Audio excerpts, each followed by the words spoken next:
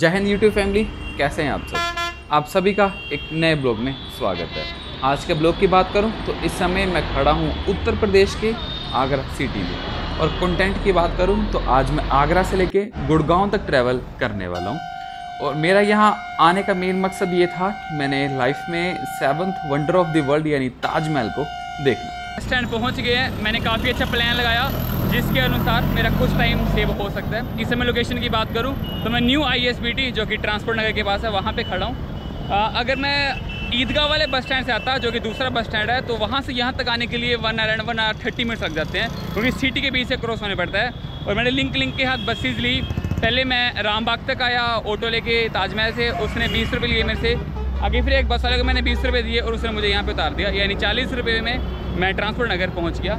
यह जो आप सामने बस स्टैंड देख पा रहे हैं, यही बस स्टैंड है आगरा ट्रांसपोर्ट नगर का।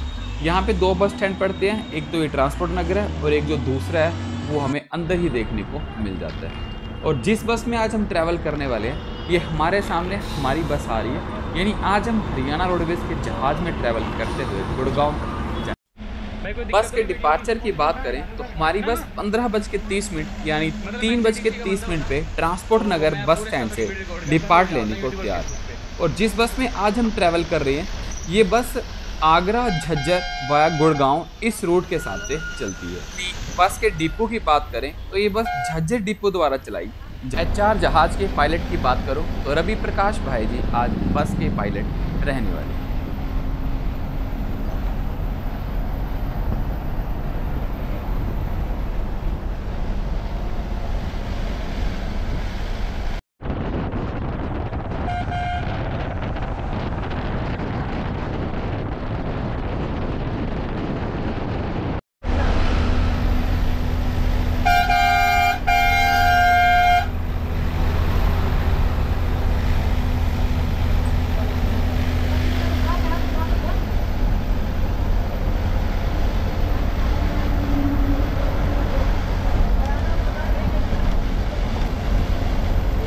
बस में अभी हम ट्रैवल कर रहे हैं, ये बस इस रोड की सबसे ज़्यादा तेज़ चलने वाली बस है। आप एस्टिमेट लगा लो कि अभी हमारी बस स्टार्ट ही हुई है और 80 to 85 तक की स्पीड को इजीली क्रॉस कर। ये जो आप सामने रास्ता जाते हुए देख रहे हैं, यही रास्ता आपको वाया धौलपुर होते हुए राजस्थान के लिए लेके चला जाएगा।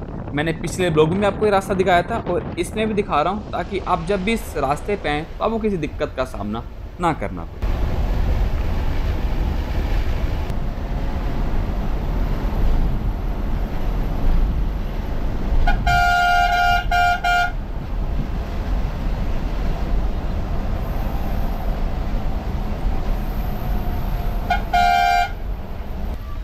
अभी इस समय हम क्रॉस कर रहे हैं अपनी जर्नी के फर्स्ट टोल प्लाज़ा को। और यहाँ की बात करूँ तो पंडित दीनदयाल उपाध्याय, जो कि भारतीय जनसंघ के एक बहुत बड़े कार्यकर्ता थे, या कह सकते हैं कि उनको बनाने में काफ़ी योगदान था, उनका जन्म भी यहीं पे ही हुआ है।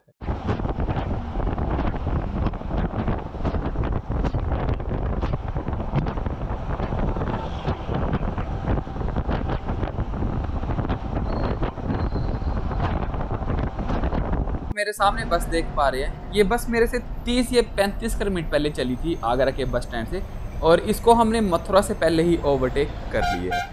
और यहाँ पे सामने एक अंकल भी बैठे थे जिन्होंने मुझसे बस स्टैंड पर उतर के बातचीत भी की थी और पत्रकार का नाम दिया।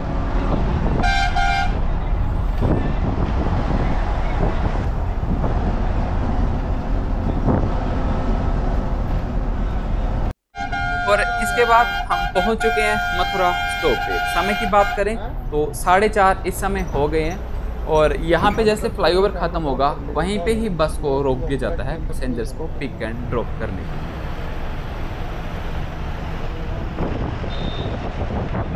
आप सभी के मन में ऐसा क्वेश्चन रहता है कि HR की बसेस हर बस स्टॉप पे नहीं रुकती, बट ऐसा नहीं है। अगर पैसेंजर होंगे तो वहाँ पे बस को ईजिली रोक दिया जाता है, जैसे कि आप इस क्लिप में भी देख पा रहे हैं।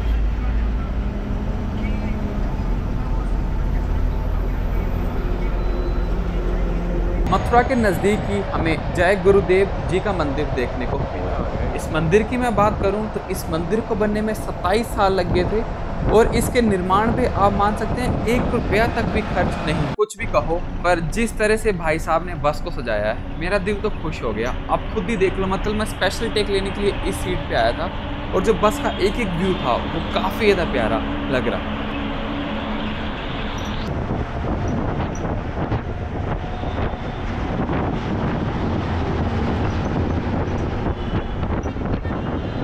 अभी अपनी कुर्सी की पेटी बांध ली और मेरे साथ जो सामने आप व्यू देख पा रहे हैं, मथुरा सिटी को देख के आप आनंद में हो जाए। अगर आप आ नहीं पाए तो आपको मैं यहीं से ही मथुरा सिटी दिखा देता हूँ।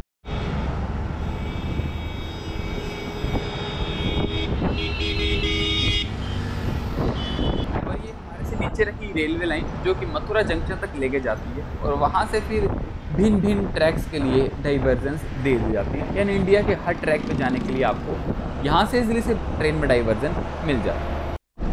ये जो सामने हम बोर्ड देख पा रहे हैं, इस बोर्ड को कौन नहीं जानता होगा। इसी बोर्ड पे लिखा है कि श्री कृष्ण जन्मभूमि के लिए आप लेफ्ट डाइवर्जन ले। वृंदावन में एंटर करते ही आप सामने शिव जी महाकाल जी की मूर्ति को बनते हुए देख पा रहे हैं। और ये सामने रहा मेरो वृंदावन का बोर्ड, जिसको देख कैसा लगता है कि यहीं पे ही रुक जाएं, यहाँ से आगे का मन ना करें। बट करें क्या, आप लोगों के लिए आगे जाना पड़ेगा।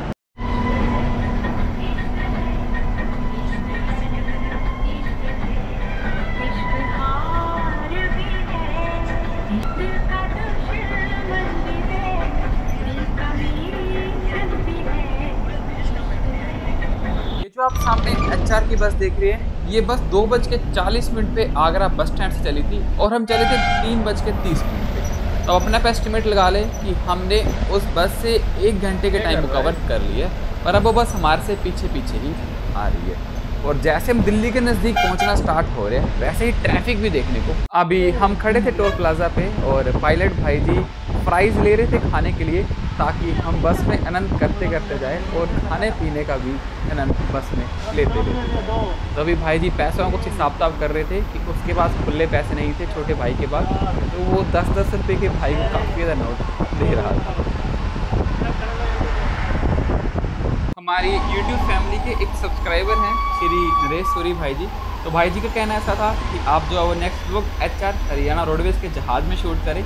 तो भाई जी आपकी खुशी के लिए ही मैं नेक्स्ट व्लॉग आगरा से वापस आते टाइम का हरियाणा रोडवेज़ की बस में शूट कर रहा हूँ। अगर आप इस क्लिप को सुन रहे होंगे तो मुझे एक लाइक का बटन जरूर शेयर करके जाना या कमेंट करके जाना, ताकि मैं देख पाऊँ मेरी रीच आप तक पहुँच पा रही है कि नहीं।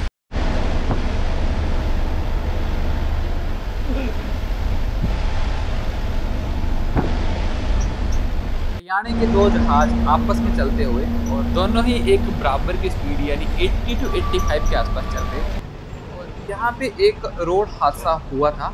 जो बाइक थी वो किसी गाड़ी वगैरह के साथ बजी थी और जो हेलमेट था शायद से वो टूट गया था और नाक के ऊपर भाई साहब की काफ़ी चोटें आई थी।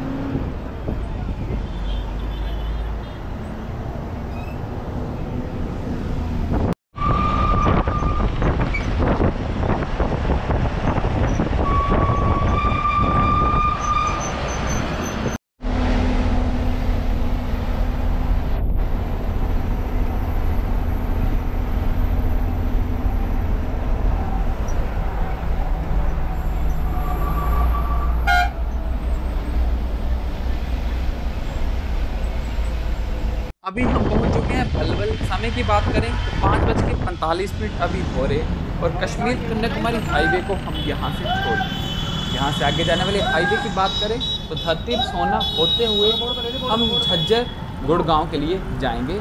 आप यहाँ से अगर बाइक कार आ रहे हैं तो आप वेस्टर्न एक्सप्रेस वे का भी यूज़ कर सकते हैं, बट रूट के हिसाब से हमारी बस यहीं से ही जाए। गुड़गांव के नज़दीक तक ज़्यादातर रास्ता 2 लेन ही रहने वाला है। जैसे हम टोल क्रॉस करेंगे गुड़गांव वाला, तब तो वहाँ से जो रास्ता है वो फिर से 4 लेन 6 लेन स्टार्ट हो जाएगा। पायलट साहब ऐसा बता रहे हैं कि अगर कारणवश कुछ ना कुछ हुआ तो आगे अगर ट्रैफिक बहुत हद तक रही तो मैं सोच रहा था कि गुड़गांव से पहले ही उतर जाऊँगा और ये रात की ट्रेन है तो अल्टरनेट रास्ते का यूज़ करके मैं दिल्ली स्टेशन तक ईजिली पहुँच जाऊँगा। बाकी देखते हैं किस्मत कैसी रहती। उससे पहले आप HR की एक छोटी सी बस देखें जो कि हमारे सामने से ही आ रही है और पायलट साहब के भाई साहब दोस्त भी थे, तो बात करते करते दोनों आगे को बढ़ रहे हैं।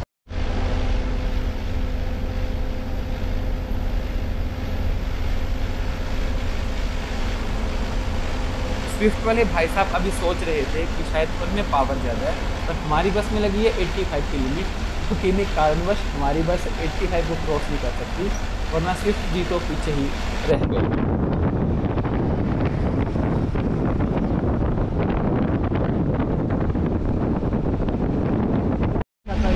अच्छा, दिल्ली फरीदाबाद है ना, घूमने वाले लोग। अच्छा, उसके मैं जाता था।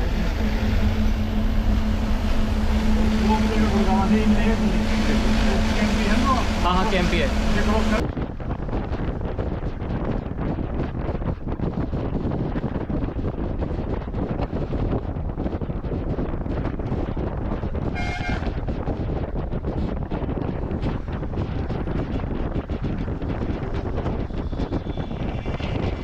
अभी मैं राइड कर रहा था तो मेरा ध्यान कूलर पे गया, तो मैंने भाई साहब से पूछा कि कवर किसने लगाया, तो भाई साहब कह रहे मैंने ही कवर लगाया है और भाई जी खुद इसमें सुबह पानी भर के लेके आते हैं। और डेकोरेशन भी देखना कि मतलब पूरी सिमेट्री में भाई साहब ने जो पूरा अपना कैबिन है उसको एक तरह से सजा के रखा है, उसकी सारी पेमेंट भाई ने अपने आप से ही की है। मतलब ऐसा लग रहा था कि ऐसे हम बस में नहीं बैठे, एक रॉयल एक्सपीरियंस करने के लिए एक लग्जरी कार में बैठे हैं, पर जहाज़ तो जहाज़ है, इसका मुकाबला कोई नहीं कर सकता। समय हो चला है 6:35 और इस समय हम सोना नाम के बस स्टैंड पे पहुंच गए। यानी हरियाणा में जब से एंटर किए हैं तब से हमारा ये फर्स्ट स्टॉप ही है। हरियाणा छोड़ो, जब से हम आगरा से चले हैं उसके बाद ये हमारी फर्स्ट ब्रेक है। यहाँ पे हमारी बस 5 मिनट के लिए रुकेगी, इससे पहले हमारी कोई भी ब्रेक अभी तक नहीं हुई। जैसे ही मैं बस स्टैंड के बाहर उतरा तो मैंने देखा यहाँ पे हर जगह हरियाणा की बसें भी हमें देखने को मिल रही थी। और इन बसों की एक खास बात ऐसी भी है कि इन सभी कलर सेम है, यानी अगर BS3 बस है, BS4 है, BS6 है, और जो पैटर्न, जो सिमेट्री, वो डिज़ाइन है, वो हर बस का मेरे को सेम ही लगता है। और 5 मिनट अब हो चले, यानी 40 मिनट अभी हो चले, और डिपार्चर भी हमारी बस यहाँ से लेने को तैयार है। दिखाता हूँ आपको यहाँ से बस का डिपार्चर।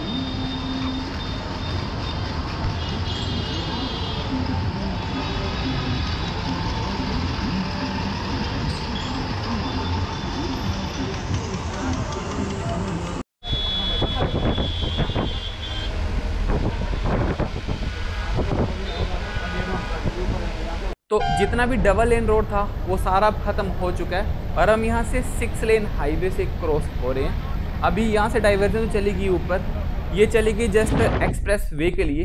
बाकी एक्यूरेट इन्फॉर्मेशन मैं आपको नेक्स्ट ब्लॉग में दूंगा जब हम इस हाईवे को दोबारा से शूट करेंगे।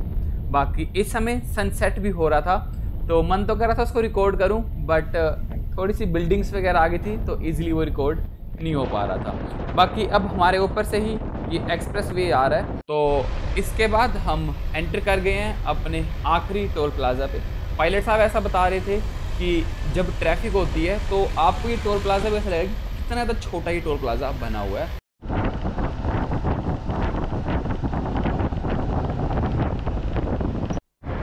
बाकी सब कुछ छोड़ो, ये सामने वाली पहाड़ियाँ देखो। एक टाइम मुझे ऐसा लगा कि जैसे मान लो मैं HRTC की बस में बैठा हूँ और हिमाचल जर्नी कर रहा हूँ, बट बाद में याद आया जब मैंने बिल्डिंग्स देखी बड़ी बड़ी कि नहीं भाई हिमाचल नहीं है, मैं इस समय दिल्ली में ही हूँ। मतलब पहाड़ तो ख़त्म हो गए बट ये जो बिल्डिंग्स हैं ये फिर से स्टार्ट हो चुकी हैं। बाकी आप बिल्डिंग का मज़ा लें और कुछ ही देर बाद हमारा स्टॉप भी आने वाला है।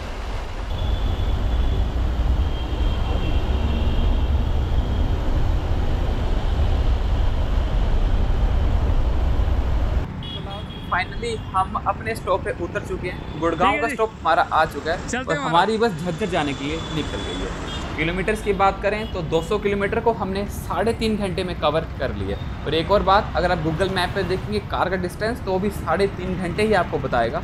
तो यानी हमें इस बस ने आज कार के टाइम के हिसाब से गुड़गांव में उतार दिया। गुड़गांव कह लो या गुरुग्राम कह लो, गुरुग्राम गुड़गांव का नया नाम है। बाकी डिटेल जब मैं यहाँ के बस स्टैंड पे जाऊँगा तब आपको दूंगा। ठीक है, मैं लेता हूँ आपसे बाय बाय। जल्दी मिलूंगा नए ब्लॉग के साथ। सारे ब्लॉग देख के जाए, जितना हो सके उतना शेयर करें, ऐसे ही प्यार अपना देते रहें।